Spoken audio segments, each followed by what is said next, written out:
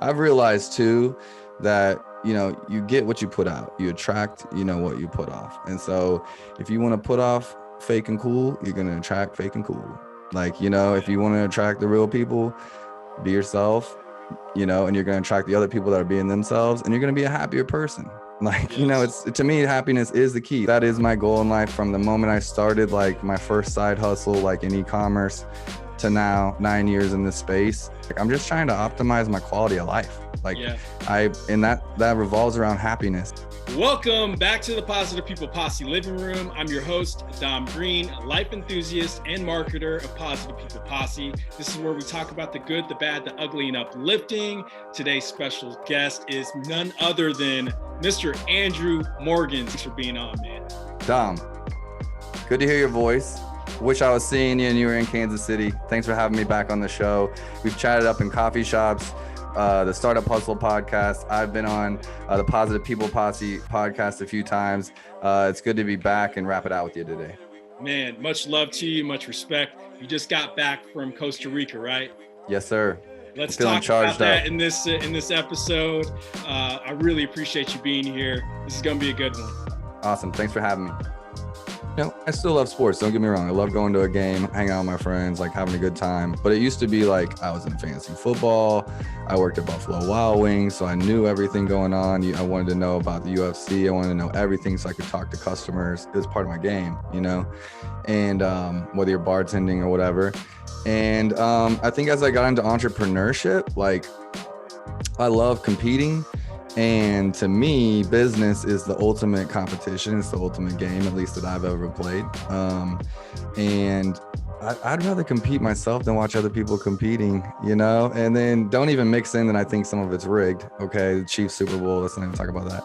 But that's not even a sore loser. That's just like I honestly think people make a lot of money gambling and stuff is rigged. But I don't waste my time watching sports anymore. Like, something can happen. I don't even know if the person's traded anymore. I don't think it's a maturity thing, because there's a lot of grown men and women that really care about sports. But for me, it just doesn't do anything for me. I don't like waking up on Monday and upset about anything because I watched a football game on Sunday. It shouldn't upset my week. It shouldn't upset my day. Maybe like an hour, after. Like, and that's the example of it. But like, another thing I was saying, I think yesterday to someone on a call is like, this is a blessing and a curse for me. But in the attempt to stop comparing, right? Because like, it's like comparing is the thief of joy. Like it will take away your happiness, like FOMO, all those things that have come out because of social media. Part of my brand is because of social media. So don't get me wrong. I know the opportunity there too, but I don't spend a lot of time watching what other people are doing. Unless someone gives me a personal recommendation to check out something, I will. Like, check out this podcast, check out this book, or check out, this article. I will read it because it's coming from someone that's already inside my network, but I don't really like, if I need to focus on a specific area, like let's say my blog or something, I might go research some of my competition to see what they're doing. That's like an intentional reason to compare, like for strategy and to get better. But I'm not just like watching what people are doing. Like I honestly have no idea, like half the time. Like I mean, so it's cool because it's just like, you don't have that, like, I'm dropping the ball, I'm behind, you're just doing your thing and you're focused and I wouldn't call that research. Comparison's not research to me. You know what I mean? Yeah. It's 100%. It's just watching what other people are doing to try to be like that, or, whatever. And I think it's some of the sick. reasons It's developing complex, a new complex for people. Where I agree. It's like, well, I need to be this way. I need to look like that. I need to play into an algorithm that tells me that I need to post X amount of times. Like, if I don't do this, if my content doesn't look like this, then I'm not going to get recognized, or, I'm not going to get X amount of likes. If I have my boyfriend or my girlfriend in a photo, I get less likes. If I'm just solo by myself, I get more likes, and all the attention's on me, and it makes me feel good. It's just dopamine. What are we doing to ourselves, man? A big change for me was Because I built a landline brand on Instagram. I mean, Twitter, like ESPN retweeted my shirt. I got like 300 sales that day. Social media is really important for brands, and if you're building, anyone is their own personal brand, whether you believe it or not, like it's your resume now online. But there, you can do the most or you can do less. A lot of guys I've met that are above me doing awesome things have flip phones, legitimately. So, Mm. I can laugh at that and be like, whatever, you're a nerd. But it protects the relationship. Like the only one that has it is like their inner circle and their wife. It keeps them from all the apps, but they're still reachable for a lot of reasons. People are like, I have to have my phone. I have to be able to like talk to my kids or whatever. Cool. Have a flip phone, and then you can access those things when it's time to access those things, but it's, as soon as I, like, what was helpful for me was build, like, once I got to a team or I got to a point where I could have people that cared more about it than me, run my brands, and post it, like, be consistent enough to be like a relevant brand, but I'm not caring about the likes. Yeah. I'm not caring, and that's their role. That's what they do. And as a business, but as a person, as soon as I was able to disconnect from that. And if you follow me on Instagram, my content's getting even less and less and less because I'm doing so much with the podcast and TV show and everything. And that's just like takes a lot out of me to be a host and think about questions and, how to make stories go when I'm interviewing someone. But my Instagram, you'll see it. There's not a lot of consistency. And I know that that's like really important. But for me, I've made a promise to myself to be authentic. Since I actually got divorced like 6 years ago, it was Mm. just like this, like, I'm either going to be me, you're either going to like me or hate me. And I'm going to make a promise to myself to like, just post me, and, I post when I have something to say. And, Yeah. and it might go weeks without, but what I do try to post, whether it's positive or negative, is how I'm feeling in the moment. And it's not about like, this one's going to get me this. Like, don't get me wrong, I'm trying to be aesthetic, I'm trying to be on brand like everybody else, but I don't feel any pressure if I don't post, for a couple of weeks. Like, I'm not stressing that. And um yeah, man, like, I don't even have Facebook notifications on my phone. Like, honestly, if I drop the ball on anyone, I apologize if anyone's listening to this. Like, if you hit me up through social media and not my email, it's a struggle for me, to Yes. get it, to get Yes. it over there, because I just really don't like, treat those things as business in some ways. Like, it's just like not my flow. I try to stay disconnected from them, so I have more time in the real world. Well, here we go. This is, I think that might be our intro. Boom. That might be our intro because honestly, it's what we need as, entrepreneurs, is to understand that there's more than one way to get it. And I see often that a lot of people are constantly thinking that, like, again, they're looking at their competition as like, they're my competition, like I need to beat them, and to some degree, but it's actually, you could be learning from other people, and you can also develop new behaviors that helps you accelerate your business by not being so social media front heavy. Because if you're spending all your time on social media, you're actually neglecting other areas. And I realize that, it's, the goal is for us is not to be this socially recognized brand as it once was. I think ego, when you get into business, you basically say, I'm for everyone. If everyone just like takes enough time to listen to what I have to say, I'm for everyone. And it's not as binary as that. Mm-hmm. You have to think that, like you're building a community. No matter what you're doing, you're building a community. So you need to focus on that instead of trying to be like everyone or doing what everyone does. To some degree, you have to figure out what works for yourself. And Mm-hmm. so for some companies, it works that they're front heavy on social media. But for me, I need to live in a real world as well, where I'm actually building more relationships on the back end, because that's where I'm strong. You and I have better conversations, off the camera, off the mic. We can be real. It's authentic when we're texting each other. I can feel your energy through your texts. Like I know that like this is a person who actually gets and understands where I'm coming from.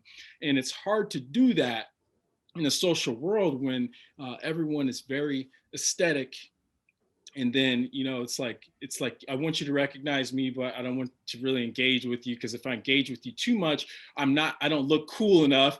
But if I don't engage with you, then I'm not getting enough engagement. And so like I feel like there's the realest thing that I can do is post when I feel like it, uh And not give a fuck what not give a anyone fuck. thinks. No, Not don't no, like it's the no. hardest thing, and you Give a go through these damn. Give a phases. damn about things, but don't give a fuck about trying to be in this popular group. Like being popular is it's not so much cool for me anymore to be like everyone's except everyone loves me. Everyone loves me. It's like that's a lot to maintain. Popularity is Shit, too that's much the to thing. maintain. Like, let's stop right there. It's a lot to maintain. It is a lot to maintain. And like, if you're actually trying to be successful, like long game, and not just like it will wear you out. Like it will wear you out trying to like communicate with everyone that says hello. And it's not about being rude. Gary Vee does that kind of stuff, but that's all he does. And his team executes everything else, right? So he just has meetings, and that is his business. He's a media company. And I know Positive People, Posse, like, you guys are a media company in your own sense too. And from all of us have to be our own media companies. But you know what I mean? We Like do. we have to do that. We have to build that in-house to an extent. But the greatest lesson I've ever learned, and this is coming from someone that moved from Africa at 16 years old to Kansas City, I was not cool. Like I was smart. I've always been smart. I was building computers, hacking satellites and stuff in Africa, but nerds weren't cool. They weren't. Yeah. And I came back, and like what I learned, and I've had to unlearn this, was like, how do I fit in? How do I fit in here? How do I fit in here? How do I fit in Hawaii? How do I fit in? Like, I want people to like me. I want to get along with people. I don't want to be picked on. No one wants to be picked on. No one wants to, you just want to do your thing. And so I had a lot of unlearning, which I think a lot of people do.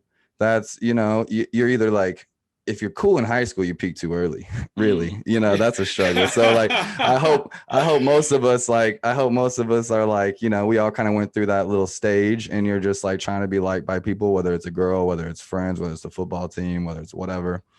And for me, I even changed my accent. I had an accent. I've learned that I had an accent. And I think I changed that because people made fun of me when I moved over. And I've just been like, kind of learning these things. And I've gone through these different phases. But the change that I've made that made me the happiest as a man now, growing out of that, is first it started with my family. I come from a really religious family, and I wanted to live differently than they did. And so it was not caring what they think enough to be myself. And that was a lot, but I'm like, look, if I can overcome my apostolic Pentecostal family's beliefs and their belief that I'm going to hell for living the way I want to live, then I can overcome you, because you don't matter to me. Right. And I mean, you can take that practical. Maybe that's harsh. I wouldn't say that people don't matter, but what I mean is, if you don't like support me being me, then I don't care. And as long as you're not hurting anyone else in the process of doing that, I think that everyone should try to find that. And I forget, as I get in different levels of business, as I go tier 1, tier 2, tier 3, whatever you want to call them, I'll care what this tier thinks, or I'll care what this tier thinks. And I have to like relearn it almost each time. And it's just like this, I'll take it maybe a little bit too far and then be like, Drew, what are you doing? Like, you don't act like, go to the worst case scenario. You don't actually care what they think at the end of the day. Why are you worried about being embarrassed? Why are you worried about not being cool? Why are you worried about people not believing in your dream? Why do I care? You know what I mean? Like, why do I care? And what I realize is that like the cool platforms, the ones I like, don't bring me money anyway. It's a older demographic typically. Like I'm on Instagram and those things, I really realized, for like people my age and under. So it's like more like I get to be an inspiration or inspire some people, or tell people about my hustle, or show them like how hard it, like what it really takes to work. I'm trying to show the younger generation like work ethic, like what it really takes to win. And like, if I can do it, they can do it for sure. Yeah. So I'm trying to show them like consistency in that way, but it's not getting me business. Yeah. Right. You talked about that ego thing, and there's a healthy level of ego. It's called a positive ego. It's I think I need to trademark this, because it comes up with guys like us often. Like we do have a servitude of like greater good for what we want to do, because we want to inspire other people. But through that process, you can't help everyone, and you can't think about what other people are thinking about you. It's you got to look at it from a third party standpoint. Individual to individual. If I know someone, they might perceive me to be different, but from a third party standpoint, you don't even really know who I am. And so, you only get, maybe a couple seconds, and then you forget about me. You know, I, I'm no one more important than anyone else. Right. And so, we often tend to forget that these moments don't really last that long, moments of embarrassment, or, fitting in, growing up and you being coming from Africa, and then coming to Kansas City, and then having to learn a new standard of what it is to be cool, is completely different. And then that was only a blip. 2 years It maybe was in high school, two like two years, two but those years for felt me. like long years at the time. But then we put it past us, and we're like, well, that wasn't really all that bad. So suffer through a little bit of embarrassment. Go through that shit. So what if you have to fucking hustle a little? You got to go scrub some toilets or whatever. That's the situation at hand. Who cares? No one cares about that. Everyone wants a story, though. They might not be uplifting you through your mud process, the shittiest times, but when you tell the story later on, it's like, damn, that guy went through some shit.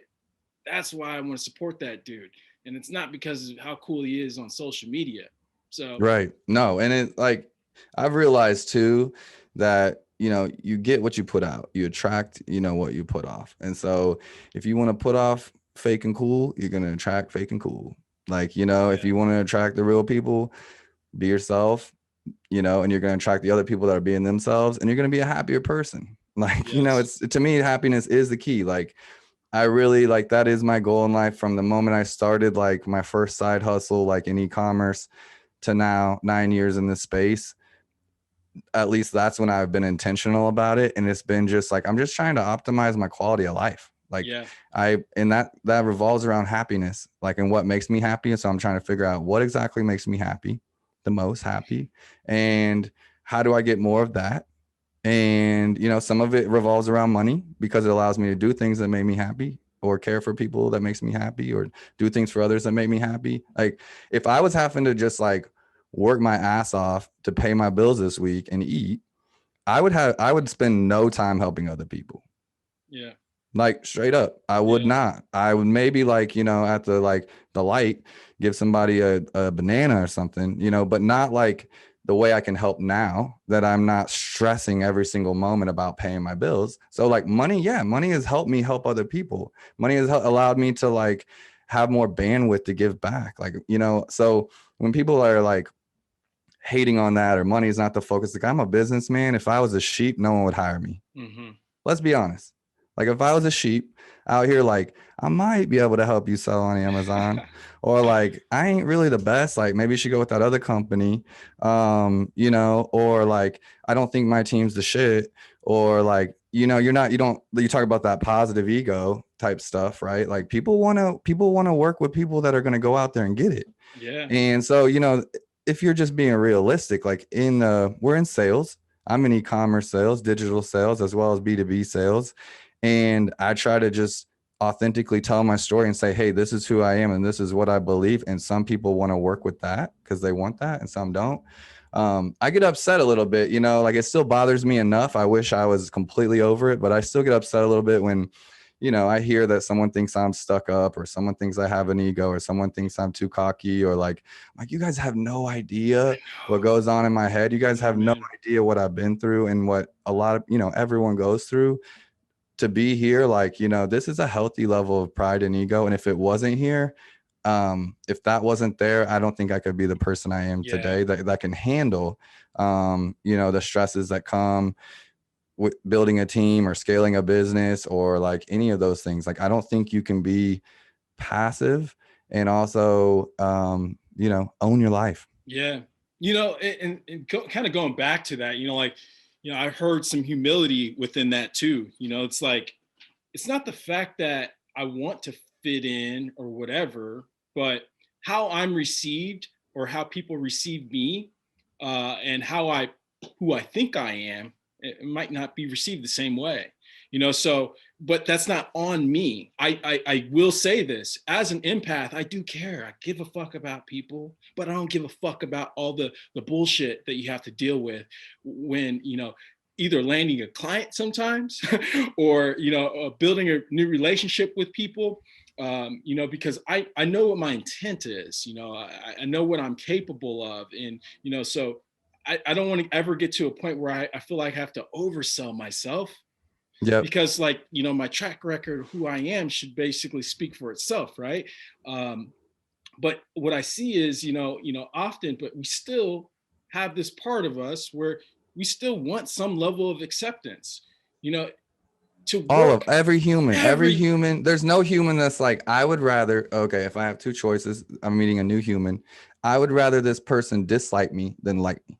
yeah, Not a single person on the effing planet exactly. like would think that. So like, yeah, we all have a desire to be liked by other humans. Okay. Like that's a standard, like if people think like that's tripping, like, no, that's a standard. I just don't care if I'm myself and you don't like it. Yes, yes, That's it. That's it. yes. And that's taken me a long, long, long, long time to get there. But There's a different path, over time where it goes. It's like, well, I've basically have been analytical enough to say I can cut out this bullshit and it'll save me X amount of time. It's the same thing with energy. Money is an exchange of energy, and so is your time with I've people. heard you say that and I like that. Yeah. And we've got to really be intentional about it, no matter what. Like, we have to think about, like, if I'm going to spend time, like, there's another relationship that evokes a different emotion for you, whether it be your spouse, whoever it may be.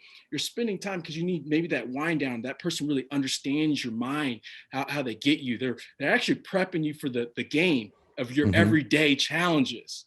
And you don't have to be everything with one person, but you have these different segments and these different fractions of who you are, and that time is very valuable. But if you spent all your time with people who are just taking and taking, and they're not finding a way where you could collaboratively help one another out, like, the energy of money might not be worth your time, because you're basically just only schooling people to say, like, hey, like, I'm helping you out, but there's no reciprocation.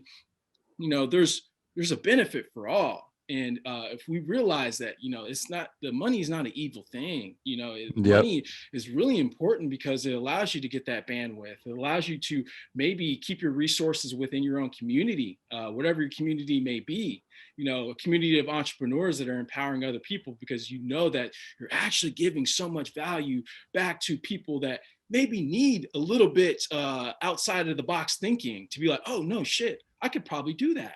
That's No, my greatest gift to give, is oh my perspective, in gosh. my And you're and opinion. you're you're doing on a human level, where it's like, from outside standpoint, like, social standpoint, it could be like, man, I want to know a little bit more about this guy. You put enough out there for people to understand what you're about, who you are.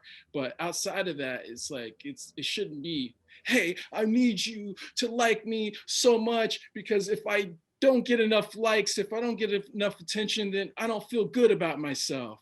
You made it about yourself if you did Mm-hmm. that with social media. And what I see with you, and what I've recognized with you, is like, you're putting out with what and if that makes people feel bad, that's on them. Like, they're choosing to watch it.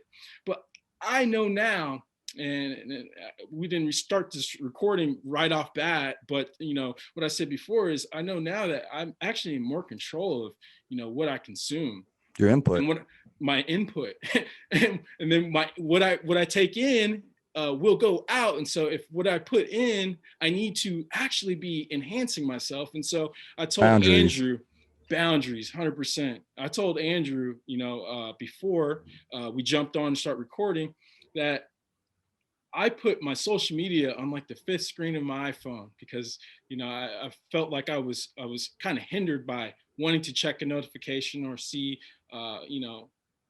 what post got a like or whatever it is. And then I realized that when I took a step back, like, it no longer really mattered that much. I've been a week behind on a lot of things, and it hadn't really affected my life negatively. Mm-mm.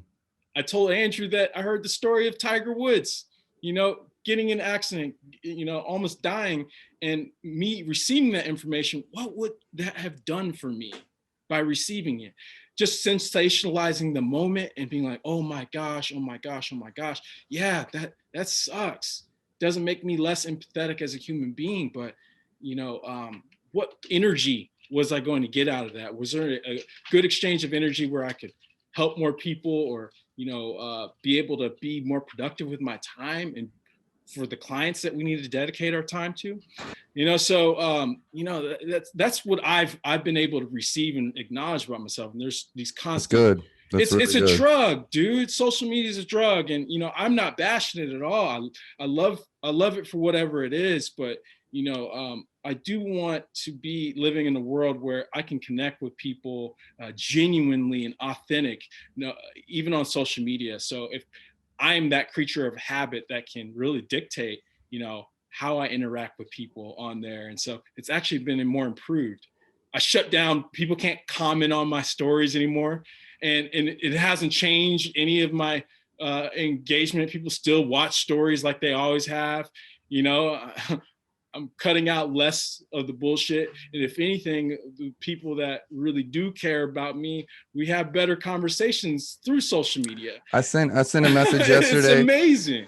Sent a message yesterday. This guy's in the UK. He's one of my good friends on Instagram. We've never met. He's like an older gentleman, like probably got 10 years on me or so. He's like doing retail arbitrage on Amazon. He sends me stuff. He's actually the one that sent me the link to the give people a lesson on retail arbitrage. Don't just throw things out there if they don't know anything about it. Retail arbitrage is where you go, like an example would be you go to a thrift store, brands, shoes, you see a winner there, you take it, you put it on Etsy, Poshmark, eBay, Amazon, and you resell it and make money.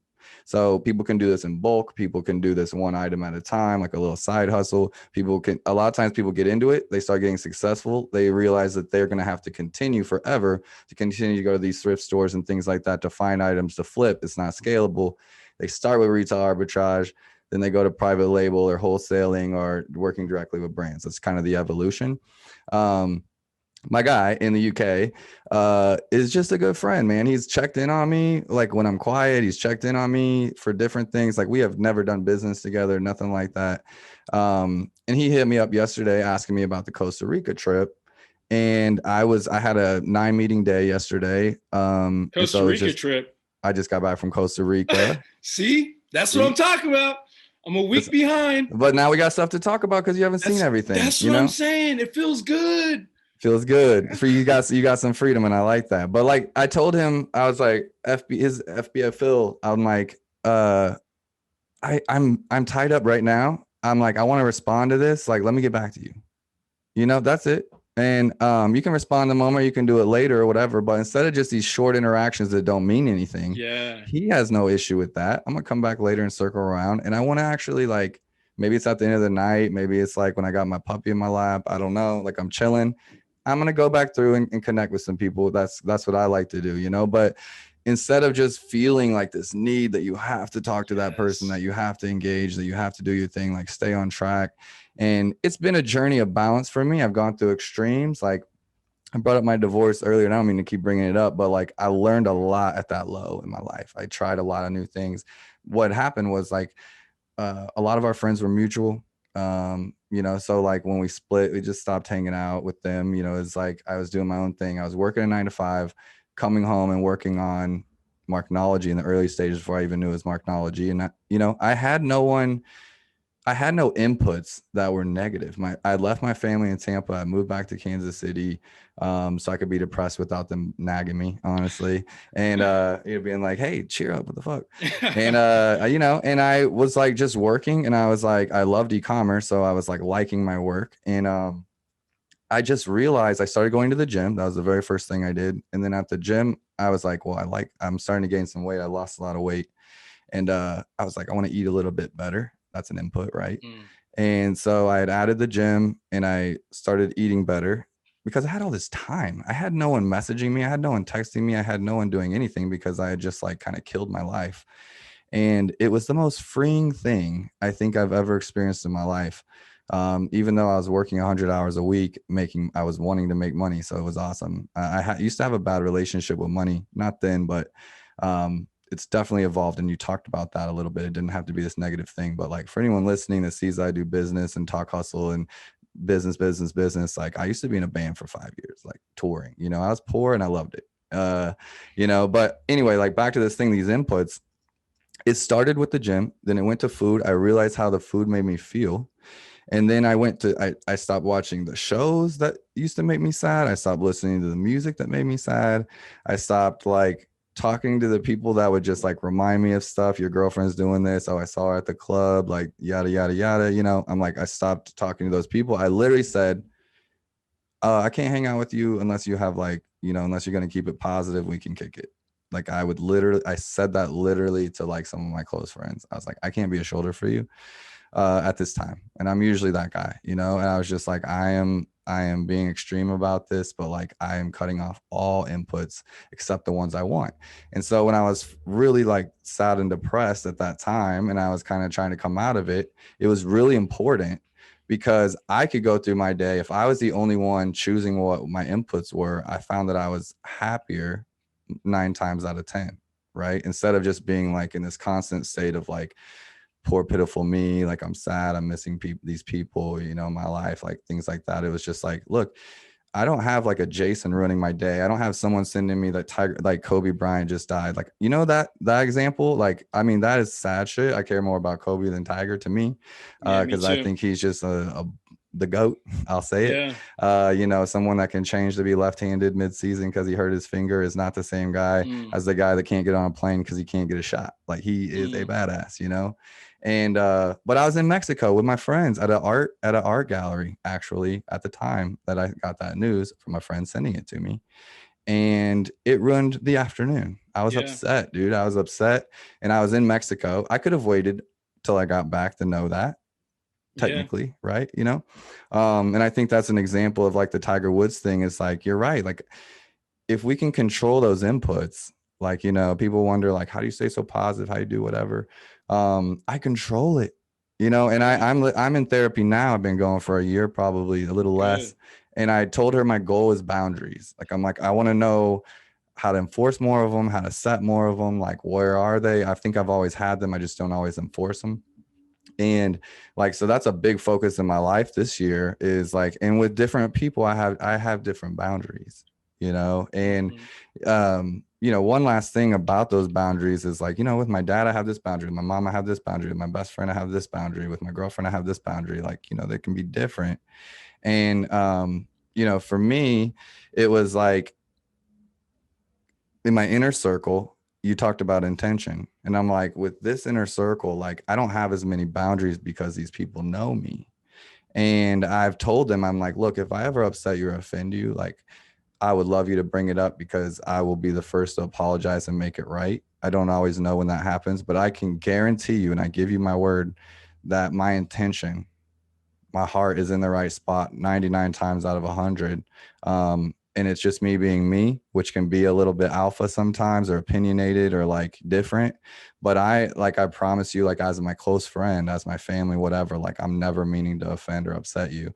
I'm just passionate. I'm a passionate person. And I would rather be myself 100% passionate and like who I am, and offend you once in a while and you tell me and me make it right, than for me to be walking through life with the closest people to me tempered. You Yeah. know what I mean? And Yeah. I'm like, to everyone on the outside, I'm sorry. Like that offends you, or like that way. Like that's probably because it's not for you. Half the stuff I post on Instagram is because like I like to think I'm kind of old school. Like my heroes were cowboys. Like honestly, I watched a lot of westerns. My grandpa's a cowboy. I wasn't allowed to have TV in my house, so I literally went to the library all the time and I got every western. And like, that classic man, a classic cowboy hero type is like, is my fictional hero. And I'd like to think that like, back in those days, if you called someone a liar, they might call you outside the saloon and shoot each other, right? Like you're like calling me out, you're saying something disrespectful to my lady, like let's go duel it out. Cowboys were like men of their word, Yeah. and I'm like, half the time I post on social media for myself, because if I say something, if I put it out there in the world, if I You're holding manifest on. it, Yeah. it's an accountability thing. Yeah. You know, it's not about being like, sometimes it is about being low key so people don't attack your shit. You know, sometimes it is. There's this balance. I understand both sides. But for me, when I'm posting, sure, some people it's going to speak to them, but to the people that don't, it's not for you. It's for me and for them, and just let it go. Like, you know, so yeah, sorry, I'm just throwing a little bit out there, but like, you know, between you said so much, between like the boundaries, between like the relationship with money, between like understanding your intention and like the close people to you, like, listen, my intent is like in the right spot. And every now and then, like, if you're a close friend, I want you to correct me. Like, honestly, I embrace that. Like, Yeah. some businesses whole cultures around that. Like, if you don't critique or like criticize, like, you know, in the right way, like a coworker's like pitch or like their idea when you're having a meeting, then in some of those companies culture, you're dropping the ball and you're failing the team, you know. And I obviously can't take only criticism. Like, I don't think anyone can, but like, that's a good thing to have. And if you don't Yeah. have people that know you enough and know your heart to feel like you're comfortable enough for them to like course correct you a little bit, or like, you know, tell you where that boundary is or whatever, then you're not living life like It doesn't it make, there's a big difference on who's telling you, giving you the criticism. You Mm-hmm. know, how did you earn the right? Do we have enough trust?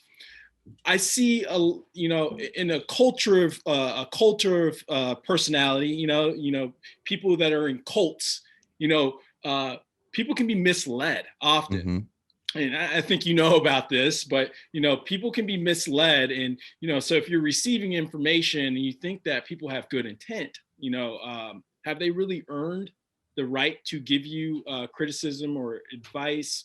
For me, I've always looked at life like, well, not always. I would say, you know, over the last like 7 years, I've learned that my opinions really don't matter as much, but my opinions are ideas. And if I can give people more ideas for them to get to their own opinion, their own thought, I think that's more empowering.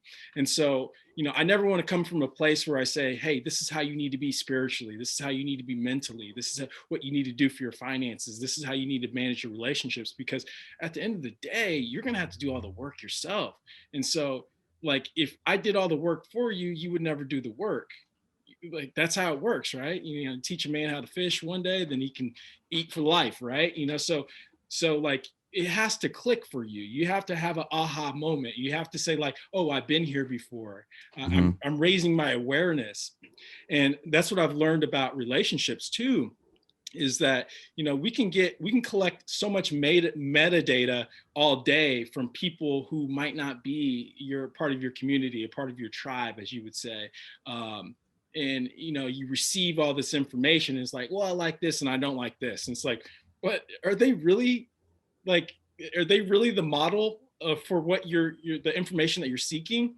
And what have they done in their accomplishment in order for them to be valid, a validated source Even for speaking to your information? life, even Yes, like to speak in my life. You know, the news I doesn't need a have, little bit more. they don't have my permission to speak into my life. The news Thank does you. not. The news does not. And neither does like 99.9% of the fucking planet. The None news of is you not like the have news permission to though. speak into my life. How's okay? So let's talking about the news right now. How is a news anchor's you know, way that they read the news and they state their opinion and they do it with a sassy tone or whatever it is, that basically kind of shifts direction and narrative on how people feel.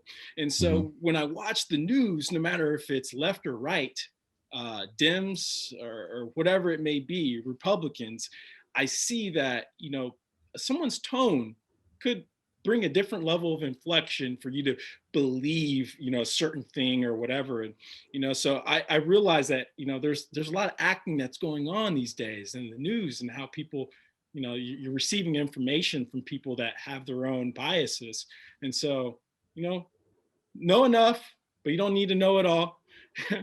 And Facts. try to form your make it applicable for your life. But what, at the end of the day, your energy, what is your job? What is your purpose? You know, not just job, but like, what is your purpose? Are you doing your purpose within what you're doing right now? Anyone and everyone can be doing what they want to be doing, but what are they willing to risk in order to get there? And what information do they have to input for them to get the best output? And what things do they need to block out in order to be on that path to success? We talked about Christian like upbringing earlier a little bit. And like one thing that my parents taught me that I've repurposed was the power of music. And you know, what goes in comes out. And if you're listening to like trap music, if you're listening to like angry metal, if you're listening to like, I like, there's happy metal too, okay, but like, you know, if you're listening, like what you're listening to, and this is like, I always give the girls in my life like a bunch of shit, because like they'll put on music and it's like on shuffle, and it is like every type of music that you can imagine. Right. And I'm like, do you guys understand like the mood swings you're putting yourself through listening to all this different music in an hour or 2 hours? Like you're going from like lovey, romantic, R&B, trap, like, you know what I'm saying? Like it just goes through the different genres. And I'm like, these things really impact you. They can impact you for the better, for the worse, like whatever you're wanting to feel. You want to feel a vibe, then you get a good DJ, right? A good DJ can make the whole place lit. You can be your own DJ. Like, you know what I mean? Like we all have Spotify, like, and so it really, really, really does matter. It really, really, really does matter. That's just one thing. But it's like, we choose that from the shows we watch. Are they like, you know, it from the relationship advice we take? You know how many times, I'm guilty of this too, but how many people I know in my life that take relationship advice from people that have never had a successful relationship? Man. Right? 100%. Like, it's like unbelievable, you know? And I think that's one thing about social media is it's given everyone a voice, you know, but you were right about like, it matters who the advice comes from. Like there are very, as someone that was raised that like, I didn't have a choice, and you follow, the people overuse like, you know, opinions and religion, you know, and legalism and all that kind of stuff. And it was just like, you know, dictated like this. I'm the opposite now. And it's like, look, I don't just respect people just to respect them. Not in that sense, but like to follow them, unless they've earned it, then they can speak into my life. That's where it comes down all the way to circle back. Like, I don't care what you think. I care what you think if you've earned my respect and I value you as like someone inside my circle that can speak into my life. If you do, then I really care what you think. Actually, it's complete opposite. I like extremely care, because you've gone through those things or invested time with me, or we've been through some shit, and now you're in my circle of people that speak into my life. And I put all the energy, I don't care about anyone else, into these people. Because like, and it really impacts me, you know. So I can be really, I've always told my inner circle people, like the only thing that ever upsets Drew is like relationships. Like I'm an emotional being, like I'm an emotional person. My relationships mean everything to me. I just have less of them by choice, but that means they have more importance because I'm not spreading it out, quality over quantity type stuff. And there's been times in my life, like I remember one time I was so upset because this person was like, asked me, he was on a leadership team, and he was like, I'm going to need you to stand up. I had a hurt ankle. I was like worked up a whole bunch, that like they were just having a talk with another group in the group that wasn't me. So I'm just like sitting there waiting. And I sat down. I was paying attention, you know, I just sat down, and the actual leader that had a relationship with me was there. He had like his right hand there, and me and him are good friends now, let me just say. But at the time, it was like my relationship was with this person. I was doing them a favor by being there and giving of my time and all these things. And then this other person was like, I'm gonna need you to stand up like while we're here, da, da, da, da, da. And I would just like, in my mind, I was just like, oh my God, I'm about to like, you know, I'm just furious because this person doesn't know what I've gone through to be here, like what's going on. My ankle hurts, like I'm still standing up, I'm holding this heavy guitar, you know, whatever. Like if this person had an issue, like they're my close friend of 11 years, they would have said something, and they're the leader in this situation. The reason I'm here is for that person. And who is this other person to speak to me? Like, you know what I'm saying? It was just like, and I didn't say anything. I held my tongue out of respect, and just like, I was very upset though. And it was because in that moment I realized it was like, it wasn't that he asked me to stand up. It was that this person has no relationship with me. Yes. To criticize me when he doesn't know my story and what's going on. And this Yeah. person right next to him does. Right. And like, that was a learning moment for me. You know, that was like, I don't have an issue following people that I like respect. And then I've chosen to be in that position. And honestly, if they say anything, I'll do it, even if I Yeah. don't agree. Because why? Because in that moment, I've allowed them to be my leader or over me.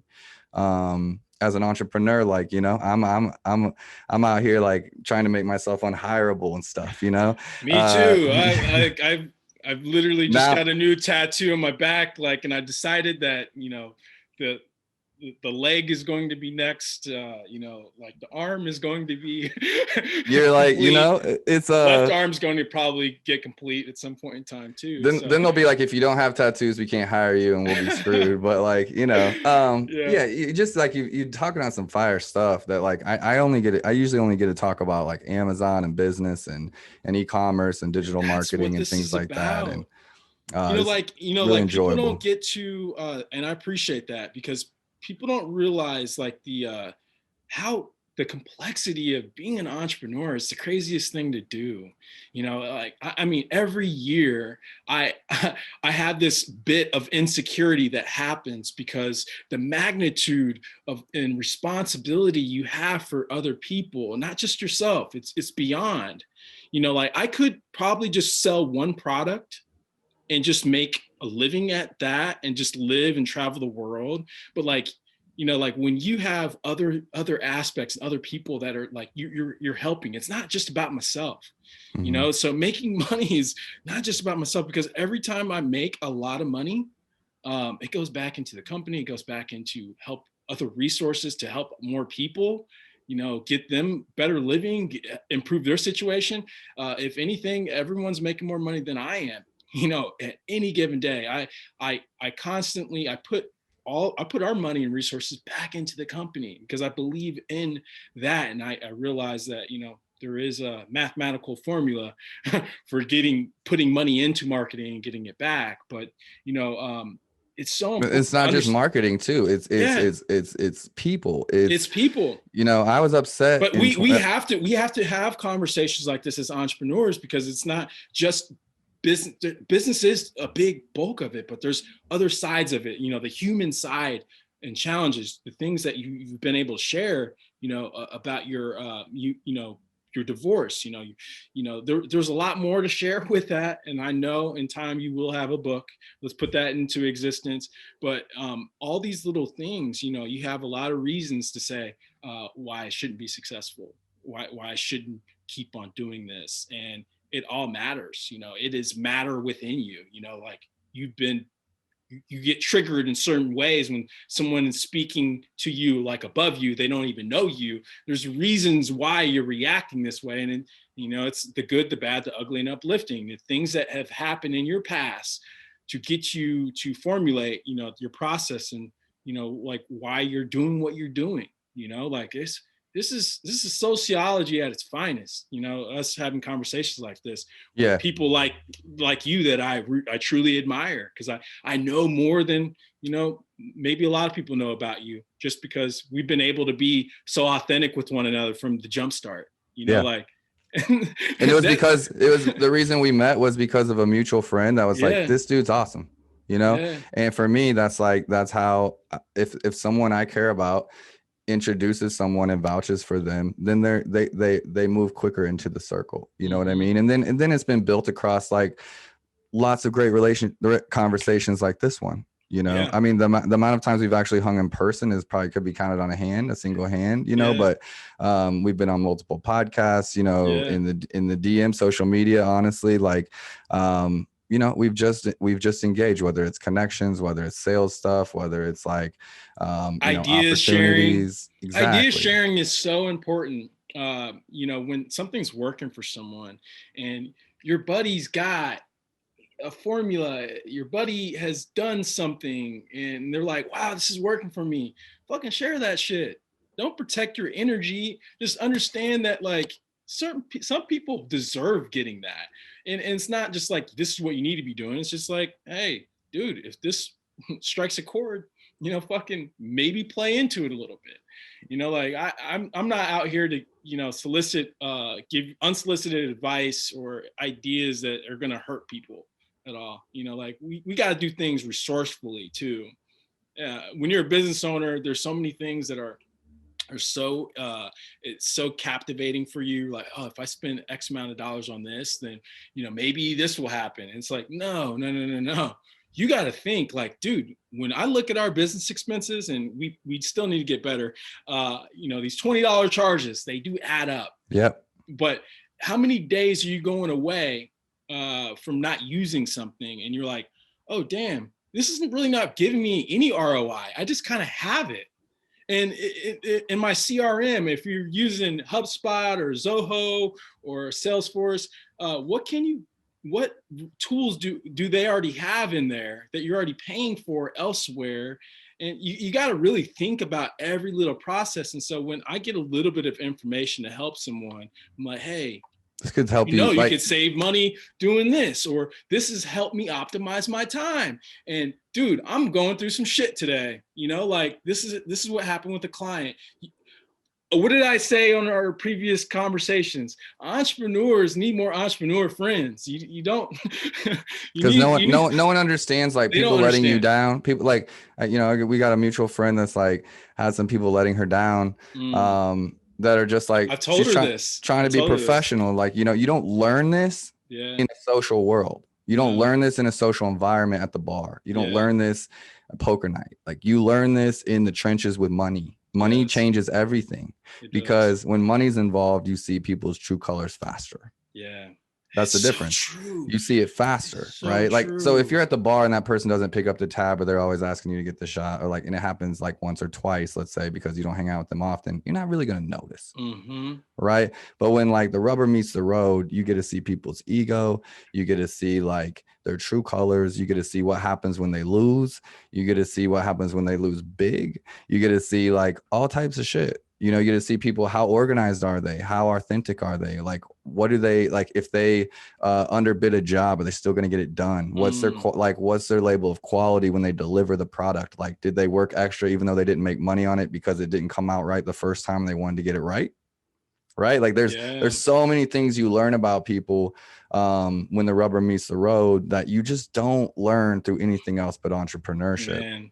And that's been the biggest eye opener for me. It's like, look, no one wanted to, like, no one really liked me for any other reason other than they liked me before I got into entrepreneurship. Like, if you like me, it was just like, you like me for who I was. Like, I had nothing to offer you. Like, I was a musician, I was funny, like, whatever. But like, now that I have skills in business, in entrepreneurship on Amazon, let's say, I have more to offer people. I've got more money. I've got connections. At the very least, that's what I probably have the most of, is social currency. Like, I've vetted people out. I've met good people. I've hustled for 6 years meeting people for coffee. Like, in my HubSpot, like my CRM, I think I'm on average, I meet like 35 to 55. It's an average people a week. Through email, through like new people. Like, I have a network, it's a huge amount of new people. I don't even have outbound advertising going. So like, that's a lot of people. Yeah. And I'm like, that's what I have to offer people now. I can, let me connect you with him. Let me connect you with her. Let me, like, do those things. But that didn't exist before entrepreneurship. Dude, and so isn't it unreal? Like, like who you are prior to, like it's a battleground. It's a battleground. Entrepreneurship is like the coolest thing. And how you said it earlier, it was like, it's the ultimate, sport. The ultimate game, the ultimate competition. It's the ultimate sport. And thinking about the value of networking and relationships, I think that's like even bigger, like these connections, people take these connections for granted. And, especially in the entrepreneur world, you have to understand that, your connections with your friends, it might suffer because you're on your path to a different level of growth. Like, you literally need to be walking and talking your brand or your business. And, like there's an overlap, there's crossover. There's really not enough time in your lifetime to only just say, I'm going to divide up half of my time to just being a human being with all my friends. Well, to some degree, but you're gonna have to lose some people along the way.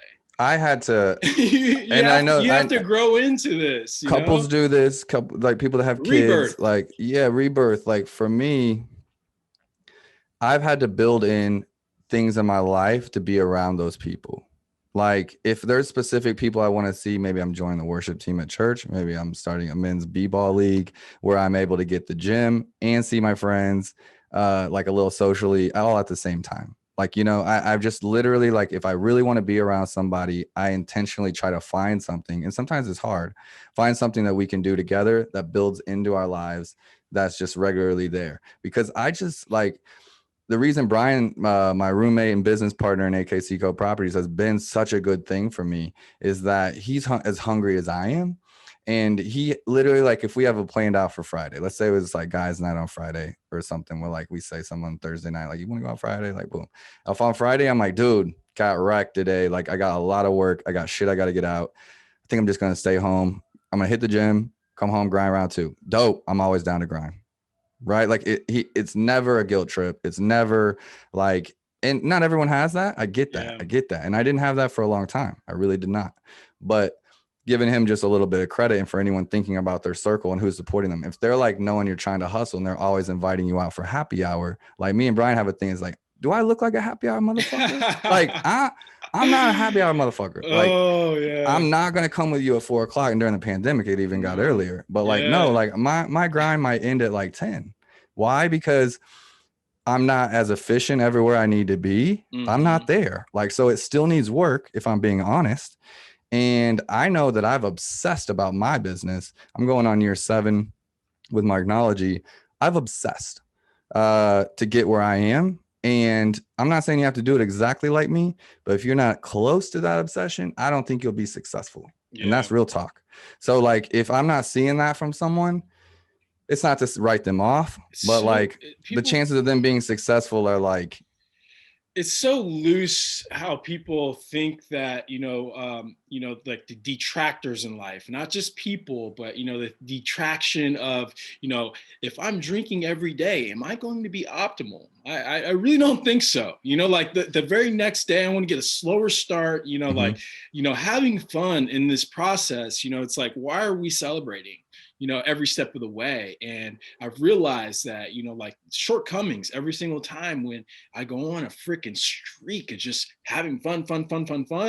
And I'm like, I'm getting back to people, but I'm not facilitating my time properly. And there's things that need to be managed. And I've realized that. And I've really honed in on, bettering myself, because I know that my business will suffer. And that, to me, is more important than, a night of fun at Porky's. I don't know. Like, I think it's the work hard, play hard cliche comes in here. Like, it's like, I spend less time playing than others, I would say, if we're going to say playing, right? Like free time or whatever. I spend less time, but I go way harder. Yeah. Like, it's like, I'm going to Costa Rica. Oh, that's what I was about to say. It's like you're going to travel. You're going to travel rather than going to that same bar that you frequent and you became a patron at, and you're thinking about, gosh, dude, it's expensive. Because travel is a double dip to me. Travel is a double dip. I'm learning. You go to a bar, how much you going to spend? $150, $200 in one night?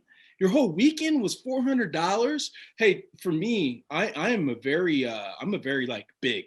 I do big things. Like I don't go to just do something like, I'm just going to save a little money and let me get this beer or whatever. It's like, no, if I want it, I'm going to have it. Right.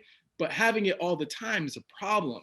Yeah. And so what are you celebrating? And so, it is a double dip. If you go to Costa Rica, like, oh my gosh, I get to actually do more. First of all, Costa Rica, while I was there, right? It's inexpensive too. Yep. And I've Same been thinking time about zone. Thinking about living there for an extended amount of time with some other entrepreneurs too. You want to go in on a house? That's probably only $300 a month each. I mean, I'm very, very serious. Like, we'll talk about it offline. We could definitely master changing our worlds and many other worlds around us. We're in orbit, we're a universe, and we can help other people, right? And you have to get some powerful minds together sometimes, Yep. because we're only doing one thing, we're only seeing it one way. And so I've been so captivated and inspired by this idea of possibly working remotely and being able to, maybe 1 month, maybe 2 months, but I'm taking this information and I'm bringing it back, and I want to help other people do, find what they love, and there's a digital solution for that. Yep. You're right. There's You're a way like, to do it. you said earlier, like, you're like, I'm telling you, I could take 1-2 clients maybe that I have with Marknology, go live in Bali, be rich as fuck, honestly, like drive whatever I want to drive, like look however I want to look on Instagram or Yeah. YouTube or TikTok or whatever, like just like all the Amazon guys, I'm telling you. But that's not my why. No, Like, it's and not. honestly, like I come from a missionary family. I never had a calling to be a missionary, but I love serving people. Like, it makes me happy. Yeah. What doesn't make me happy is when I sacrifice Andrew for other people. Like, that's my problem with my boundaries, right? Is that, like, at times to serve other people, Andrew will sacrifice. When I do that, I'm betraying myself. Okay. So it's this boundary that I need to figure out. Like, some people deserve, that help, that assistance. Like, it's a good energy exchange, and other times it's a negative energy exchange. Be quicker at figuring out which ones you need to abandon ship, or like aren't worth that investment of your time and energy to serve. I mean that by, like, I'm not exchanging money. This is like, I want to help people. Right. For me, real estate, people can look at real estate and be like, oh, you're dabbling in real estate, trying to build like blah, blah, blah. Sure, I am. I did that because it was like, real estate is the number one thing that can change people's trajectory from wealth management to like their finances. And like, my tribe is my everything. And almost everyone in my tribe is now set up in a house with equity, building equity, combining rent, like change. You don't even have to give them massive raises if you just fix their rent situation or their income situation, right? And we've done it together. But that's why I started dabbling in real estate. That was my primary objective, was like to get my people as stable as possible. Dude, think about this, like the more education that you can put in with your own employees, like, like, hey, look, they don't have to go anywhere. First of all, you're creating a new identity for them to understand how to get it. How to get in other ways. Like, they're still building your enterprise. But you're also you're building them and showing them, introducing them to new areas.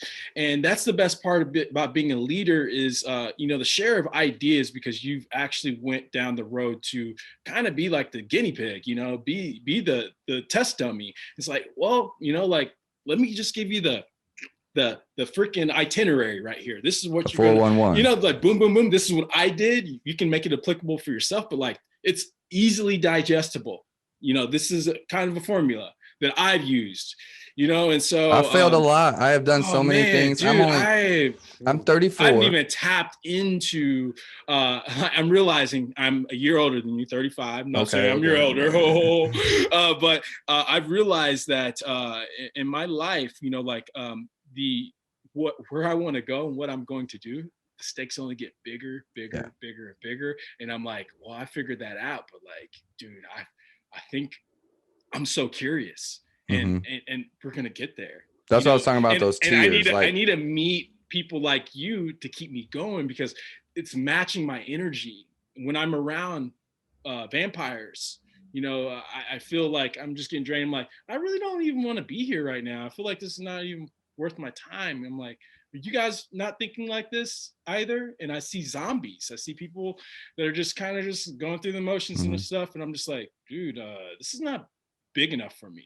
You know what doesn't exist? I like going big. Like, I want something go big bigger. Or go home. Yeah. No, it's like some people like to just like, be cheap or like save money. Nothing wrong with that. Like, I shouldn't have said cheap. Some people like to be frugal, save money, figure out how to live that way. I'm the opposite. That's just who I am. I'd rather just earn more money and live the way I want, so I don't have to say no to shit. Yeah. I'd rather work harder and then do what I actually want. I want to ride the ATVs. I want to rent this car instead of this car. I want to stay at this villa instead of this one.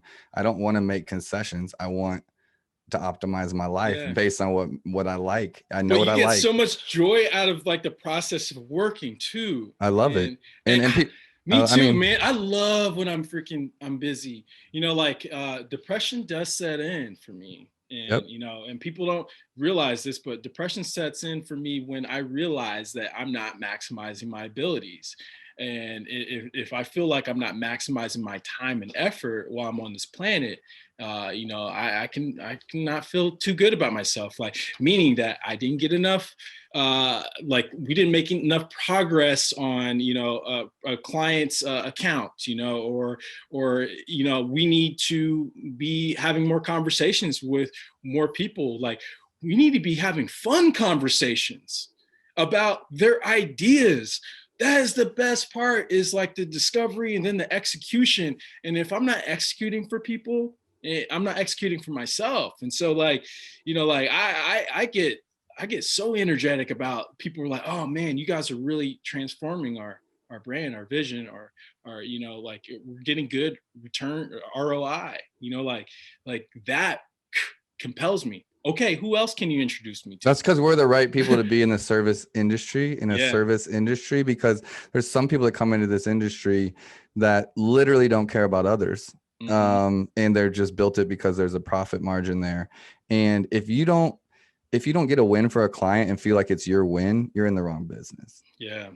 Like, so Marknology's doing okay. Sure. We're growing, but I have exploded other businesses, and those feel like my wins too, to me. Mm-hmm. Whether I They get the are. credit or not, like those feel like wins to me, and I love it, and my team loves it. And like, that's how I know we're doing the right thing. We're in the right business. And I'm just working on honestly choosing the right clients. Like I let one of our biggest clients go in the last month, the biggest client I've had ever, the longest client. Just our culture has changed. And I'm trying to be as, like, that was a big thing for me as an entrepreneur. You talk about these big decisions and big monies. I have 2 offices now. Not trying to splurge. One's the warehouse, and one's a new facility that I think our team needs. You probably need that, because is the warehouse like on one level? Because your office, you're gonna have so much stuff on there. Like there's probably too much load. You're gonna be too much was load just at like, one point in time. I kind of honestly, I made a mistake 2020, the beginning of 2020, before the pandemic, when I moved into the location we're at in the West Bottoms. Aesthetically, it is our vibe. We made it work, and it was in our budget, I and I'm love happy it. I was there. But I'm moving to a different location that has no trains, that doesn't have a loud elevator, that has call rooms, that has a men's restroom and a women's restroom, right? That Yeah. has, just some basics. Like, when I was touring, I didn't understand like that a truck couldn't pull up to the dock like easily. There was like some things I missed. I kind of was like oversold. Yeah. And I was trying to make decisions quickly in a busy time, and I made some mistakes. Not, livable, like nothing like crippling, but it was like, But it had that vibe. And thanks it for has the opening up vibe. the office for us to shoot some video content for a different venture. Is But it a yeah, secret? no, I love it. It's kind of a secret. Okay, we'll keep it a secret. Well, I'm going to put this out there right now. We're building a new social media app. And it kind of goes back to everything that we're talking about here. We want to have real, authentic conversations, and we believe that. I mean, when it's said and done, when people get it, it's going to unlock a lot of opportunity for people to, get a lot more value out of meeting people, Meeting people. meeting people and actually engaging with them, and that's really important. That's a missing link. And so, yeah, we shot some content at Andrew's office, and we're waiting a little bit closer to when we're getting to our launch. But we've been I'm gonna working have on to this have your thing. help for my launch from the new office, like at your event planning skills. Like, I Yes. want to do Oh something. man. I've never done like an official, like we're open, like not a ribbon cutting, but like, Yeah. an event. So, Dude, no, I know, man, and I'd really love installations. Installations is really important in order to like engage with people in a different way. Like people don't realize how big events are, because you're getting exposure for people seeing like how you're able to pull something off. You're able to network with people. In the when early I see a good stages. event, I am literally like, and I'm not even in Yes, event planning. I am so impressed. I am so yes, impressed because I know the understand, like the it's a lot. communication. This is Yeah, what it's because I it's an value orchestra. It's an communication, and orchestra. exactly. And I'm like, this team, I don't know who did all this. but this team has their shit together. Like this is a that's the impression that you get, Yes. and you're like, this is done. Even if it's a house party, Dude, it's you know like, what I realized is with events, like from the outside, people don't see any flaws or whatever. On the inside, you are trying to make this thing work. And I think that the talent is the fact that I'm sensitive to things the that I vibes and know. energy and know what's going I on. know what needs to happen. And it's the same orchestra that we put in like anything and everything. Did you work in the I service know. industry? No, never, never, Never. There's never this did. like internal clock for like a server, a good one. Yeah, That my like my mom was you're like ticket definitely, time. You're like, yeah, there's like this, you don't even know, like you're not watching the clock. You just know what these different entrees, like the time that they take if you're a good server. And you like, once you've been there a minute and you're like, I know that the chicken takes this long. I know that the burger takes this long, and you're going around doing a bunch of different stuff, but like, you'll just be like, boom. And like almost every single time you're like a minute to 2 minutes off, maybe. Right. Just like going, yeah, you were yeah, hustling if you're doing your dude. thing. Right. I can And only that you imagine. just have this intuition that's like, I know what should be happening and it's not Hmm. happening. I'm gonna go check that out. That's something that can't be, you can learn that, I guess. Like you can learn that There's skill, no but it's almost downtime. like, Well, there's no downtime for that. Like when that clock starts ticking, you need to get there out there swiftly. You need to start making some action happen. Like we take that for granted sometimes. There are things in our past that like really made us and molded us who we are today. And like that urgency, like have some urgency. Like yep. if I don't have any urgency, ooh, it's not good. It's not good, Andrew. I'm I'm way trying to too build that comfortable. culture. I'm trying to build that culture with my team right now. That's just like, What are you you know, looking for? There's like when they say like hey, what are you standing around doing? There's always something that can be done. There's something that can be swept. There's something blah blah blah. There's something that can be maintained. If I'm sitting there with nothing to do, I know that I need to be managing my CRM because it's not perfect. I'm not perfect. I'll never be perfect, but I need to take some stuff out.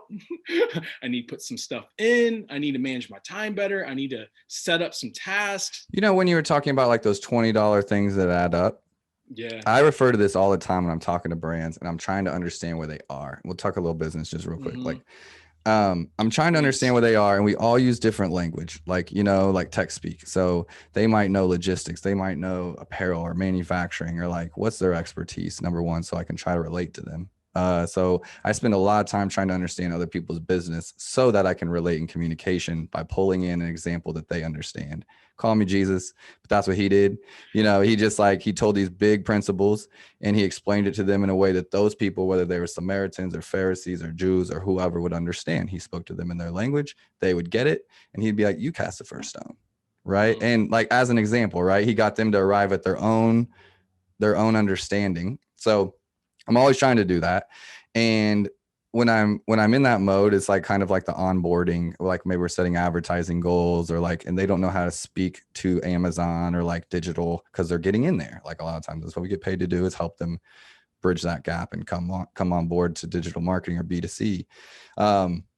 And in those moments, I try to explain to them, and I think that you can use this if you want because it's basic stuff, but it's like lean mode and growth mode. Okay. And I've never read this in a business book, but for me, like if I'm running the ads, I'm like, we're either launching product or we're trying to get profitable, but to do both is Yes. like a Christian that's half in church, half out of church. Right. Right. I'm speaking to you because I know you think it's funny, but like, they're like, don't be half in or half out. Like then you're getting like the worst of both. You're not getting the best of both. You're at 50%. It's a failing grade, if you're in school. Like, so are we in lean mode and we're trying to focus on all the ways to get more optimized, more productive? Like what's $20 we can cut here? What's like, the extra floor we can sweep over here? Like what else can we get done with our current team? Like how do we get our CRM to do more for us? How do we get like, lean, in my opinion. And then growth mode is different, and you can't care about all those things. And you need to be just like content. If you're doing content for 8-10 hours a day because you're on a bunch of podcasts and interviews and biz dev calls and all that stuff, your accounting, your like maybe your micromanagement of the team or your SOPs and things like that aren't going to get done. right? And so in this example, it's like, as a young entrepreneur, or anyone that's like listening that is kind of in that space, trying to get organized, try to figure things out, you need a balance. Of course, I wouldn't say that it's all like 100 and 0. Maybe it's more like 80-20. But don't beat yourself up because you're not getting, like every $20 like tracked or like whatever. Like if you're in growth mode, be in growth mode, but then set a limit for that. Maybe it's 3 months at a time. Me as like I do a quarterly review of my finances, but I'm not reviewing them every single day. Yeah. And so like I set like a quarterly, and then I'll go, and mine's not like 3 months, 3 months. Mine's like 3 months, 1 month, 3 months, 1 month. But I'll spend like a month trying to be like, okay, guys, where are we loose? Where do we need to get tight? What's going on? I'm about to go back into growth mode. Are we ready to go?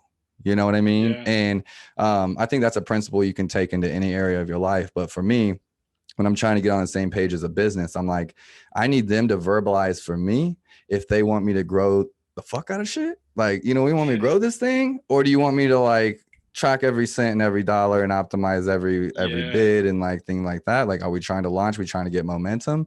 I recommend that we go into 3 months of growth and we push and we track data and we collect. And then we go into a mode where we're trying to lean up and figure out where all our costs are. And dude, it is so crucial that you get that data.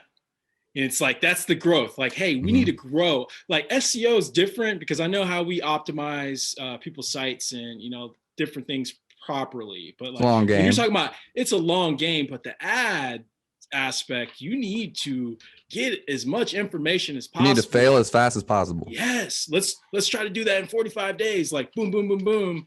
We're gonna do some A/B tests, and then we're gonna get to that point where we're like, oh, we refined it down. Now we can dial it in. We're gonna tighten it up. You want those abs? You're getting those abs. Right. So let's work on like that path of growth. But yeah, you're very right about that. That's why dudes in the gym or anyone in the gym, guys or girls, though a lot of times they're in bulking season, then they're in cutting season, right? And it's the same thing in business. It's in like, are we in growth bulk mode? Like, let's get some top line sales. Let's go, go, go, go, go. And then let's get profitable. To try to do both, everyone wants both. Okay. But that's not realistic. What world are we living in? You're gonna get mediocre results. Well, it's funny, like even if we use the gym context, it's like, oh yeah, I just want to lose a little bit of weight in my calves. Like, no. That's not how it works. You work your entire body out, and then you might, focus on certain areas, but like you work your entire body out. You don't just lose weight in one area, like your whole body gets a workout. Let's start with the heart if we're going to choose one, right? Like, can we start with cardiovascular? Like the spiritual heart and your physical heart. Yeah, like that's kind of the most important. The rest kicks out from there. But like, we just took this Costa Rica trip, and like you were talking about, like, so you get depressed when you're not being as optimal or like not getting as much done. And like, man, this pandemic has been brutal for me. Not necessarily like financially. So I'm so blessed financially, like we grew in 2020. We're in e-commerce, big, surprise. But for me personally, it's been really tough, like nothing to really look forward to. Even when I have taken trips, a lot of them are like even if I set the expectations low, they're coming in lower. It's you could tell on my social media, like I've lost tons of followers. And not that Good. Matters. Yeah. Good. Right. Good. But it's just like, I don't care, whether it was politics or Black Lives Matter or whatever, like, doing my thing. It's been a negative year in general, as far as like the media. And it's all inputs, like whether I can control them or not. It's fear. And this is what I wanted to say specifically about fear is, like, in America, we trade our freedoms for security. Okay. That's what we generically trade. Everyone that's taking a 9-to-5 is choosing a little bit more security than they are like independence or freedom. So like, government and things like that, it's supposed to be a healthy trade. I'm giving up some of my freedoms in exchange for you protecting me. Okay. And we do that with a job, whether it's insurance, 401k, like everyone has a different tolerance of what that balance is. I'm not afraid to take this leap or like whatever. In other countries where they don't have so many materialistic things, okay, like dramatic pause there so people understand, like when those are the things that we're afraid of losing. Right? Like, what, you want to go to Costa Rica? No, I can't go to Costa Rica. What about my car? Who gives a shit about your car? You know what I'm saying? Like that's a materialistic thing. And my dad taught me this when he would sell everything and go overseas. I just didn't understand that because he was selling my toys and it upset me at the time. But like when Costa Rica kind of refreshed that for me, and I was like in the mountains, in this beauty, like unbelievable beauty. And we just with the most Can't simplistic, replicate that. no, you cannot. And it was simplistic life. You know, I was literally like in the car, just like, what do you think they're thinking about? Superfoods, What are they thinking eating about? eating fruit, you Yeah, know, like I like had fresh juice instead of soda, like or water. Like it was just like pineapple juice or watermelon juice or strawberry juice or like, you know, it was there wasn't bars open, okay, like you know, in so it was just like a really simple. We did outdoor adventures, ATVs, mountaintops, like seeing toucans, seeing scorpions in the house, just like being connected again. And I've tried to connect with nature through this year. We just live in Missouri. It's kind of hard, you know, and it's winter. But like in Costa Rica, I was just reminded of like a lot of them are little entrepreneurs. Like in foreign countries, like I grew up in Africa. I lose perspective sometimes, but like I have a core perspective of like how blessed we are here. And when you have nothing to lose, like when I was divorced and I feel like I lost everything, like you get this like fear doesn't really matter. You don't care what people think. You're not afraid. Why? Because you're just doing the simple things that make you happy. Like for me, it was e-commerce and digging in. I really loved e-commerce at that time. It was like, I like the gym. I'm trying to gain weight. I wasn't doing it for other people. There's no one. I had 10 followers on Instagram or something. Like I really didn't even know what, I didn't have Twitter, didn't know what social media was. I really had Facebook from my band days. But like this trip to Costa Rica was just a reminder that like Americans, we have so much, which is why we should be thankful, but it's also our biggest hurdle to freedom and happiness, in my opinion. There's so many people working jobs that they're trading freedom for that job. And I'm not telling everyone to be an entrepreneur. Please do not. That's not what I'm saying. You just should be doing a job that makes you happy versus trading it for a paycheck that makes you unhappy. yeah. So whether that's finding the right job that you're in or the right balance or being like, look, I'm going to take this leap and try this new thing, even though it's scary. I've realized in these other countries, they don't have that barrier. Okay. They don't have the blessings we have, but they also don't have the fear that we have here. And that's an incredible Yeah. thing. And Yeah, we look at government like mom, dad, please take care of us, you know, and like some of the responsibility aspects. It's like, you know, we that don't take freedom, any ownership. Yeah. no ownership at all. And it's and that can be sensitive for some people, but you know, like, hey, look, I do know that I can't rely on government to have anything and everything that I need. Like, let's say people that are waiting for, you know, their stimulus checks. You know, like you've been waiting a long time. You know, and also there's a lot of businesses that have suffered this past year, and I'm very empathetic about that because we lost some clients because of, you know, they because of the fear aspect, you know, Mm-hmm. and it hurt their business. And But that's why immigrants win in this country. yeah, And that's why like I've always but had they only know immigrant mentality. That's a good thing to have. they're here. Yeah, immigrant mentality. If that's a thing, let's coin it. But like, you know, that's something I've always felt a little bit. I know the color of my skin. I'm literally tattooed and have gauges in my ears and lip rings. Like immaturely was because I was like, I don't want you to look at me and think I'm just like every other person here because I'm not. I am not like you. I grew up in a place where 99% unemployed in a city of 12 million people, that their sisters are getting kidnapped and people are getting killed and no one has work and they all work all day, every day for a couple bucks a day, maybe, Yeah. right? And I'm like, that's where I'm from. That's what I like. That's the privilege I have of understanding that people live that way. And what do I have to be afraid about? At the end of the day, I can go get 3 different jobs at 3 different fast food places and pay my bills. I can.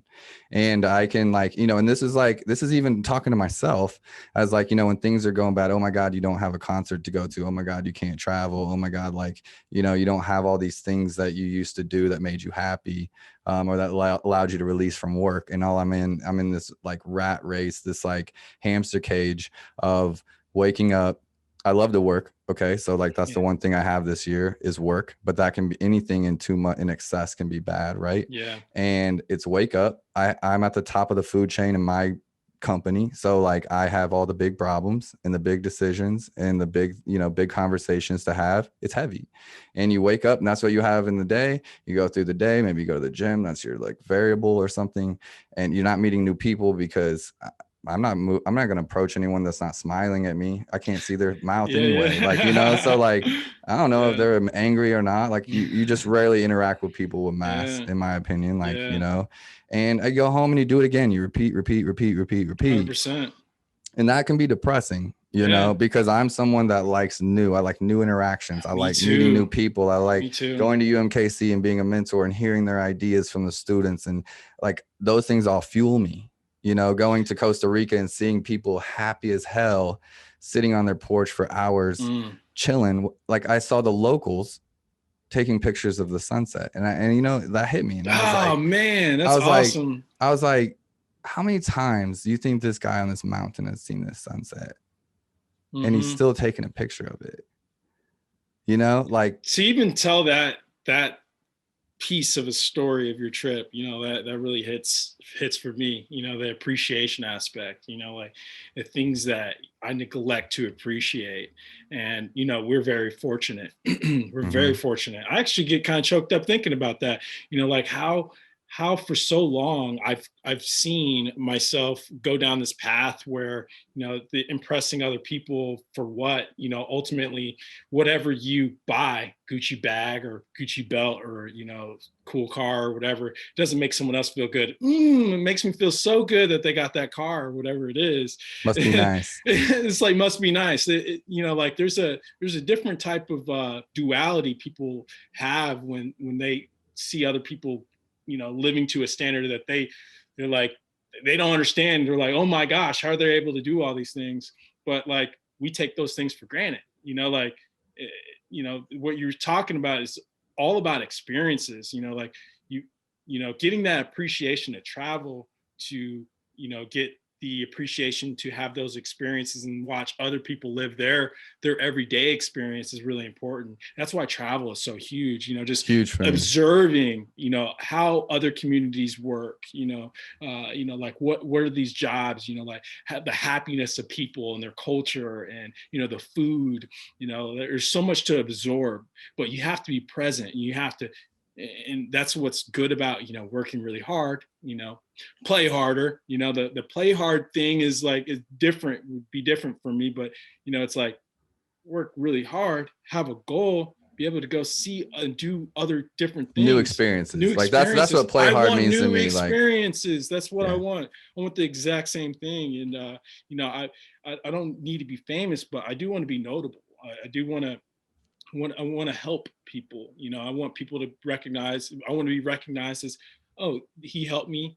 I listened to your podcast, dude. We got people in Legacy is amazing. We got people in Australia listening to our podcast. You people in England who listen to this long format, and I'm like, you guys like give me feedback when I need it. I'm like, podcasts are weird because not everyone tells you, hey man, I listen to your podcast, but from time to time you'll get a message or you'll get a rating on the podcast review, and someone will say something like, man, dude, when you said this, or that guest was great. I appreciate you for turning me on to them. We don't have a crap ton of people listening, but we got about 5,000 in rotation. Like I think that's 5,000 in one room. That's a small amphitheater, in a lot of cases. And so, I wish that made an old hip hop song come to my mind. What's that? 5 blunts in rotation. You know that one? That's old school. You got to be old enough for that one. Yeah. No, you probably, maybe I probably definitely heard it. He said 5. We got about 5,000 in rotation. I'm like, okay, there you go, Dom. That's no, but it's amazing. It's amazing to know what we can do with connecting to different environments, but we also take that for granted. Like we actually need to see it for ourselves and actually be in the moment. And like if you're on a trip, maybe it's not the entire time that you post every video and everything that you're doing, the play-by-play, but maybe you save that for when you get back and you're like, hey, I went on this amazing trip and I showed people like this is what I did. Like you get out of the trip what your intent is. Yeah, that's so like you could do this too. In church, it was a church principle, and I know we're rounding out, but like in church, it was, and I believe this applies to like normal life. And I'm going through a stage where I like rejected all religion in church because it hurt me to a point where I'm like, okay, church has a lot of great principles and We learnings made in it it. as Yeah, humans. We made it to be that way. right, exactly. And so it's Don't like like a for spiritual. I'm a spiritual person, and I believe that there's like this. There's a greater purpose. The higher I want to go and grow, I realize that I have to. I can't do it all myself, you know. Like, and so having a connection to something is really important. And I mean, like, I'm not one to tell you, hey, you need to think this way or whatever. But the sense of openness is, I think, being open to, things, yeah, whatever like it may because be, being the open. why did those people all believe that thing? Why Yeah. did they all, and it's like in church they would say like, if you come with some like an intent, like you come to service to hear the preacher, the music, whatever, with intent, like you're there to get something, you'll get something. Mhm. Okay. And I live like, living intentionally. We talked about living my life to make my quality of life higher for me and the people in it. Like I want to be happier because that's the goal. We live intentionally. I do things intentionally all day long to end up where I want. Like like you set a goal, you live intentionally to go get it. Same thing with the trip. Like I was trying to clear my mind. I was trying to get perspective. I was trying to like stop feeling sorry for myself. I went to Costa Rica with intent, right? And it's surprising. It, boom, like if you have intent, like you're trying to go get something, if you like are Input, focused on it, output. yeah, and you'll get what you're seeking. Seeking you shall find. You know what I mean? Yes. And I believe that like whether it's whatever it is, like you're gonna go get what you focus on expands. That's another one. Like Like even in the aspect of religion, we don't really talk about religion too much on this podcast, but I would say that, like if we can think about things that can be good for us, and, like I haven't been the most religious person my entire life, but we can think about like things in context of like what is good and what could be bad for you. I don't think it's so binary, good, bad, whatever. and I'm it's not the same individual. way. It's It's individual. individual, but if you can kind of take things for you and the stuff that you went through, and I mean, I think it just connects you to a different aspect. I mean, you yield higher results because you spend a lot of time with yourself, and managing the internal struggle that you have as being an entrepreneur, or going through relationships. There's a lot of duality that happens within internally, and so like we gotta find some level of peace. People are wound up, and the people that are wound up, and I'm like, yo, what do you need? What element do you need in order to de-wind and be able to be more human and empathetic with other human beings and just more relatable? It doesn't have to be this side versus this side with religion and stuff, and in fact, I'm not one to say that I agree with everyone in the religions at all. I just kind of just listen to it and like if it's applicable, whatever. But yeah, man, it's very powerful that you're talking about that. It's very on brand for what people have gone through this past year. I think this last year has made the real ones even realer, and it's also helped other people discover, what it's like to be possibly disconnected from what their reality And how was much did it before. change your life? Like, Yeah. like a lot of it has been like, look, you know how much money I've saved by not going to the bars this year? I'm not even going to say it. Golly. Right. And Yeah. that wasn't even like, I don't even drink. I like, it'd be like once a week, probably on the weekend, Yeah. like, or maybe twice a week on the weekend or something like, but that's where I would go be social and see my friends that aren't entrepreneurs or whatever. Right. Yeah. But it's like, if you added that up, like it's insane. I did a lot Um, of damage in 2019. I had a great time this year for Christmas, blessing some of the people in my life. Like, and it was awesome. And I'm like, dude, that was nothing for me. Why? Because I just didn't spend thousands at the bar Yeah. over the course of a year. You Uh, know, if and if you sit at home guys and grind it. Like, if you guys like are listening all the way to completion, I want to say this, good or bad, your life can change in a year's time. It can change for the better or the worse, but you're always going to learn something, and hopefully propels you to the next year. one big aspect in life is you know, our relationships. Are we improving our relationships with ourselves and, you know, the people around us? And so, you know, like, I encourage everyone to be an entrepreneur if that's truly what you want to go after. But, you know, think about that plan, and, you know, obviously, you know, Think about that. Think about it in a different way. Think about it yeah, in like, don't even use the word entrepreneur. Think about like your exchange freedom for safety, and see if they're aligned with your heart and your inner energy. Like, if you're aligned with that, you're exchanging the right amount of freedom in your life and you're happy with it in exchange for like not being as fearful and feeling safe, then you're good. yeah, If you're not, and you feel like you're giving too much of your freedoms in exchange for the amount of fear you have, then you need to think about it. yeah. And that's all I gotta It's say. pretty reckless when when, you know, I like Gary Vee for who he is. Like, I digest his content totally different. I don't watch all of his content. I think it's just too much. It would be too much to watch all of it. You need to go to more of the long term, the long Yeah, form, yeah, but like you for got, you now. but when he's direct with someone who just comes up and they want some advice, he's like, oh yeah, just go ahead and do it. It can be a little too willy-nilly for me. It could be a little too changing someone's life without even knowing, you know, if they're capable of doing this thing. Have they even really laid it out? You know, but also, you know, like, there's a lot of value there too. You know, like, if you want to do something, you can do it, but at the same time, don't just take advice without having all the information. You know, like, you gotta do some work yourself. Boundaries comes in again here, and it's like, look, I set a limit to the amount of people I'll ask about a specific thing. Yeah. That's one of my tricks. Like, Yes. if I'm struggling with the decision, 9 times out of 10, I know what I want to do.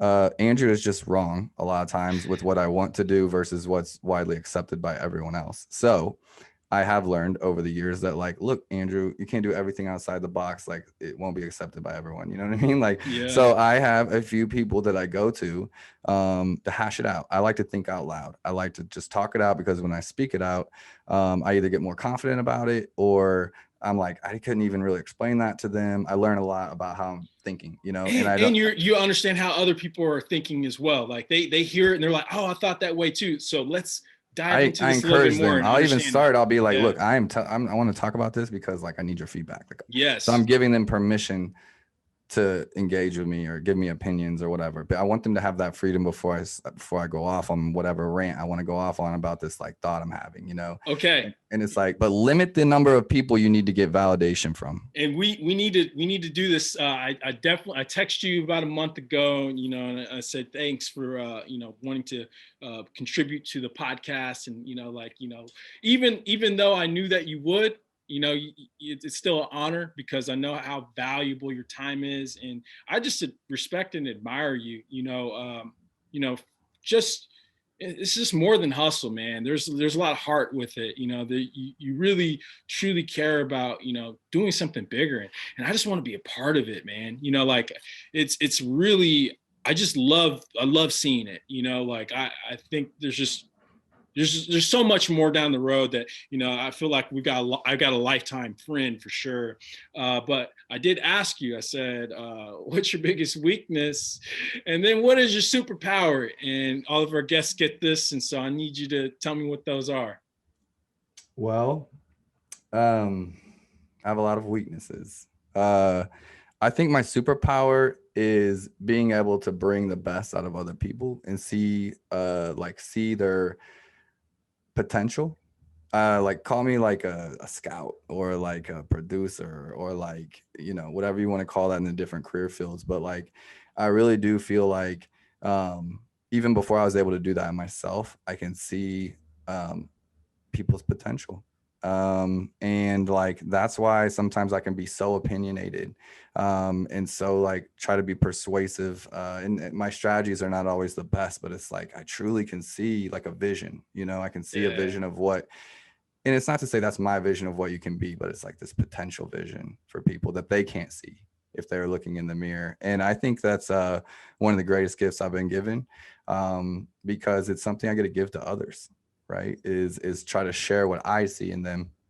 And I'm good at, like, finding people talented. And I would say, like, if I had to choose one, you know, I got some superpowers. I think I have more than one gift, But then probably biggest weakness, I think insecurity.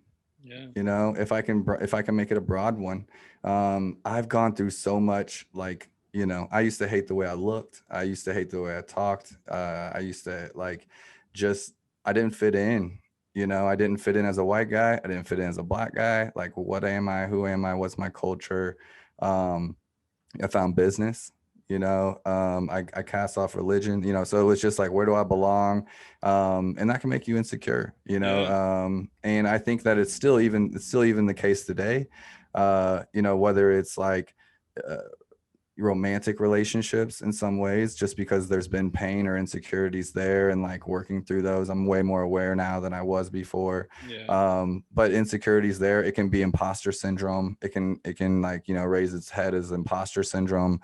Like, do I know enough to share with someone that's a year older than me? Like, that, like, for example, like, it's I'm advising businesses sometimes that are 100 years old. Like, I'm, in that room when I'm needing to be confident or like exchange that, there can be a lot of stress. I used to be able to, I speak now, I'm on this podcast. I used to, like, in getting in front of people, I couldn't talk at all. I literally couldn't talk. I would like stutter. So like, I have, like, for anyone from the outside, like, there's a lot of stuff I've overcame. There's a lot of work, man. There's a lot of work in there. But that's just from coming from, like, I just came from a different environment and trying to fit in versus being like, actually who you are is the better version, but like, I would say it's insecurity that just, rears its head every now and then. And that's why it's super, super, super important to care, like, to circle it back. Like, for me, this is why, like, if insecurity is my biggest weakness, why it's so important for me to only let people that have good intentions for me speak into my life. Because the other kind of people can cripple me if I give them that voice and give them that power, that space to speak into my life, and they don't care about me, for better or worse. Like, it's detrimental to me. Like, some people would pay, I think, like, mastermind thousands of dollars for some of the people I have in my life just to be able to connect with them. Like, if you were to put them in a group and call it a mastermind, I think, people would pay thousands upon thousands of dollars to be in that. So I'm blessed in that way. But to anyone listening, that didn't happen by accident. I went through a lot of relationships, friends, business relationships that weren't great for me, had to learn stuff the hard way, to get to that point. So don't, if you're like, it's just going to happen, I don't have that, oh my God, like, you have to understand, I met people every day for years to get a certain amount of people, whether it's business or the Brian Glassers or the Dom Greens of the world, that, like, I can hit up if I'm going through something and they can speak into my life about that specific issue. And I don't just dump on these people, but it's important for me as someone that deals with insecurities, especially if you're trailblazing a space where no one believes in what you're doing. And that's what I did, to be fair. It becomes, there's no one out there, like, saying this is a good idea, that you're doing the right thing. Like, you're just like, only you. And so it took a little minute, but, like, that's why it is so important to control your inputs. And, because if know your weakness, right? It's like, know your weakness. If I'm not the best dribbler, I'm going to pass. I'm a catch and shoot basketball player. Like, whatever it is, like, know your thing and optimize for that. Like, either build those people around you that help with that, or, plan your life around that. Get those people in place to be supportive. Sometimes they're paid and sometimes they're friends, It's all energy though. And last but not least, how can everyone follow you? I'm on LinkedIn. That's what I'm growing the most. Yes, because that grows business. That's where we need to be at. That's where I'm actually going to be focusing a lot of our effort and time is LinkedIn. Go ahead. I'm on LinkedIn. My TV show is Startup Hustle TV on YouTube. I am also there, Marknology on YouTube. We post on both. Andrew Morgan's on Instagram, Andrew Morgan's on Facebook, email andrew@marknology.com, everywhere. Like, email is actually, like, one of my preferred if we're trying to do business, just because, like, I get through my email inbox every single day. So yeah, connect with me. I don't know if they're in the notes or not, but, like, I would love to connect with anyone. If there's anything I can do for you, a connection, hit me up. Love to meet you. And listen, like, subscribe. We need more ratings, people. We got thousands of listeners, but no one's liking. We need more subscriptions and more likes and reviews. It really helps us get to more people. And last but not least, if you guys need help with your digital marketing, hit us up at positivepeopleposse.com. We do have a quick chat, so if you slip a chat in there, someone will get to you ASAP. And like always, live freely, stay positive. See you next time.